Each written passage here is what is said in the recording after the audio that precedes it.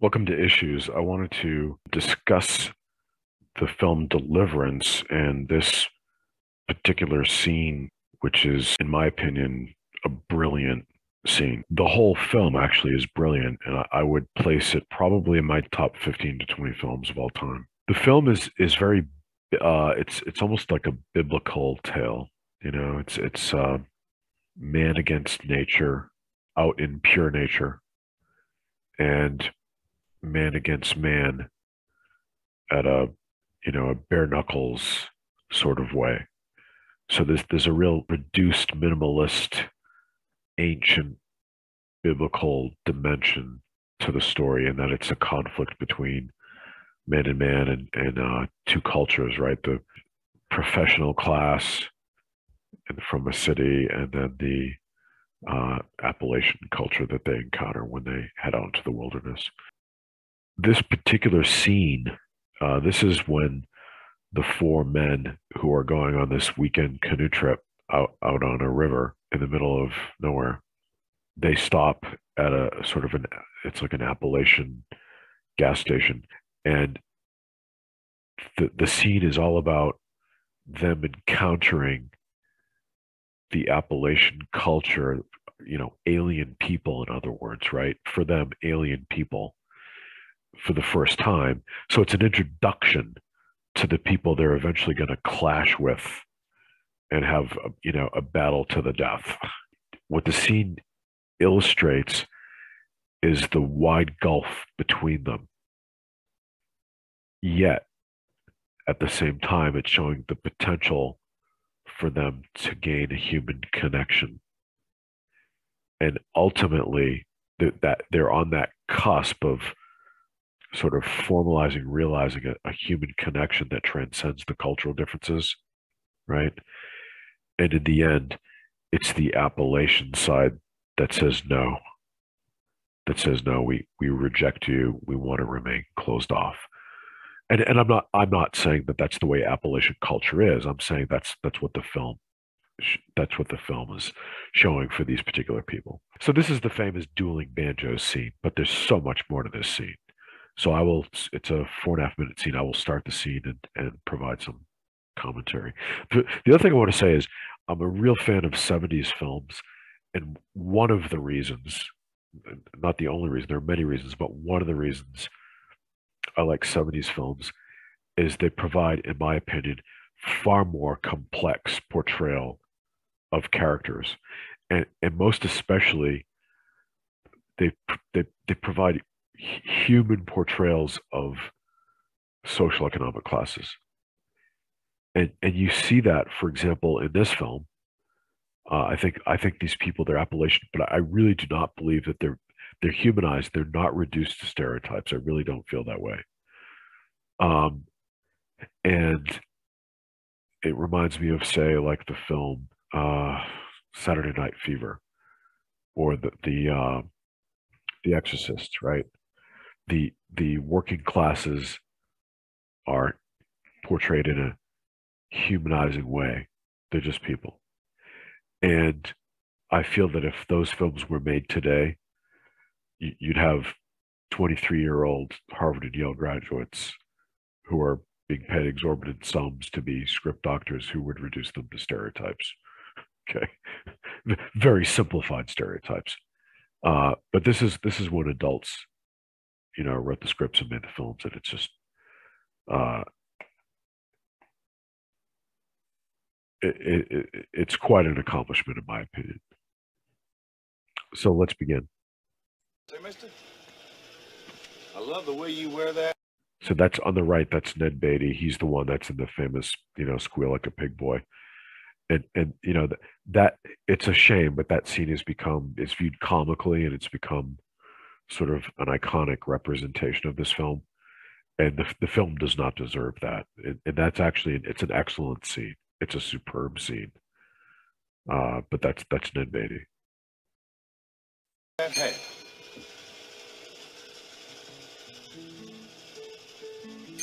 I'm sorry, and he just said, "You know how to wear that hat."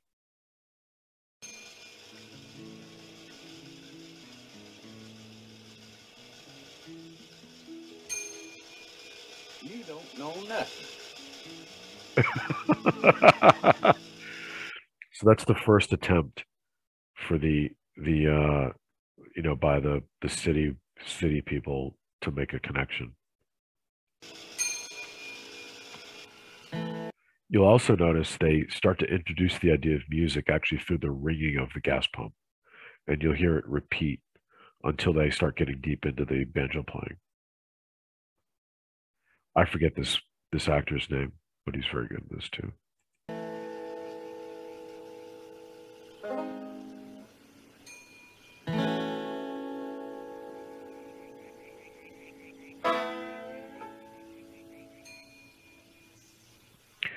What we see with the banjo playing is we're going to see a progression from these two, sort of being distant and cautious in approaching each other. And then when the music starts playing, you can see there's a competitiveness from the banjo player, right, to keep up and to prove himself. And eventually a line is crossed and they forget themselves as being competitors and they merge in the joy in the moment of the music. And then in the end, that was just a moment and their relationship can't go any deeper.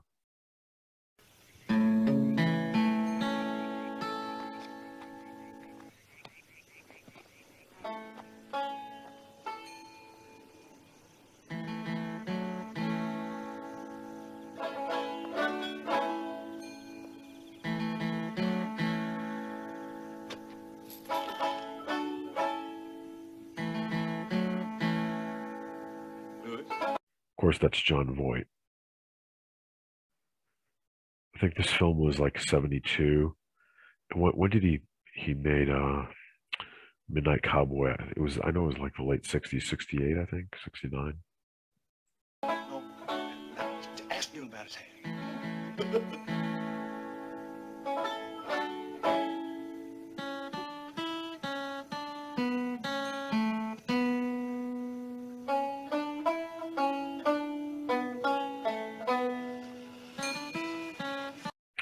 This, of course, is Burt Reynolds.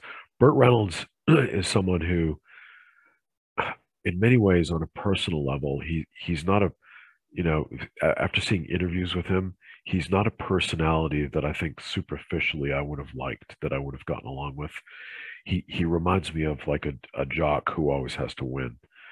And I tell you, this is sort of a cliche that people say about some people, that their whatever their antagonism is hiding a sensitive side. I I never really understood that and never really saw that, but I see it with Burt Reynolds. I do believe there is a deep sensitivity and intelligence this man had that I didn't recognize when I was younger, and I see it now. I think he was a deeply intelligent man who took his craft very seriously. And I will say he impressed me in this film. He really shines, and all these actors are very subtle. There's very subtle acting here. It's very impressive what they accomplish. I don't think you understood me. I want to get some drivers to drive this car and that car down to Aintree. Drivers, you understand? Like driver brothers. Who? The driver brothers.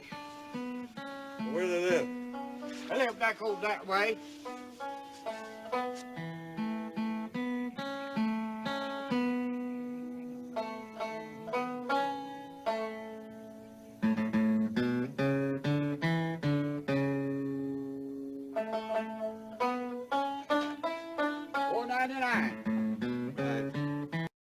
You see, Burt Reynolds in this scene from this point forward, he's like the distant observer, right? He's the character who stays removed and takes it all in, and you'll see he does lose himself in the joy of the music, but he remains outside the sort of like the circle here.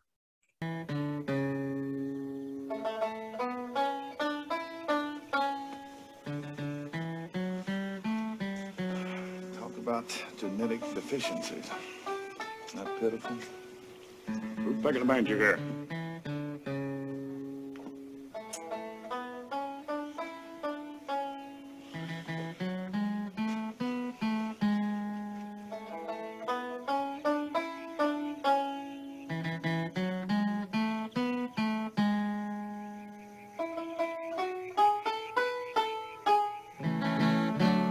Come on, I'm with you.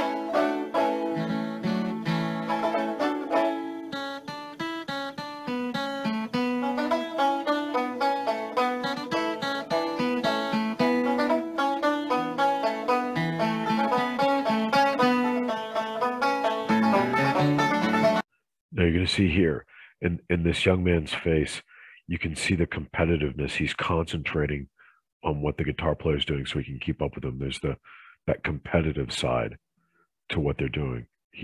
He doesn't want to be embarrassed, and it's almost like he's representing his people.